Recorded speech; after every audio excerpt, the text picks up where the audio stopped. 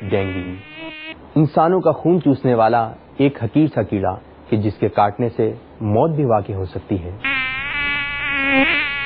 انتہائی مضر مچھر۔ اپنے گھر اور گھر کے اطراف پانی کی نکاسی کا نظام درست رکھیے۔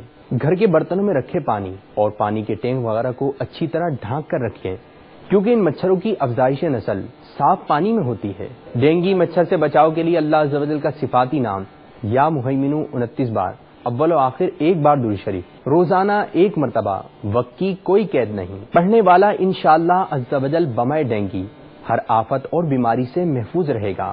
شیخ طریقت امیر اہل سنت دامت برکاتہم العالیہ شجرہ قادریہ رضویہ ضیائیہ عطاریہ میں رقم کرتے ہیں کہ جو شخص صبح و شام بلا ناغہ یہ کلمات اعوذ بکلمات اللہ التامات من شر ما خلق 3 بار پڑھے، انشاءاللہ عز و جل وہ سانپ بچھو وغیرہ جیسے زہریلے حشرات الارض کے کاٹنے سے محفوظ رہے گا۔ یہ احتیاطیں اور مختصر وظائف آپ کے لیے اور آپ کے اہل خانہ کے لیے ڈینگی اور اس جیسے مضر امراض سے بچاؤ میں مفید ہیں۔ خود بھی عمل کریں اور دوسروں کو بھی اس کی ترغیب دلائیں۔ صلو علی الحبیب صلی اللہ تعالی علی محمد۔ مجھے اپنی اور ساری دنیا کے لوگوں کی اصلاح کی کوشش کرنی ہے انشاءاللہ عز و جل۔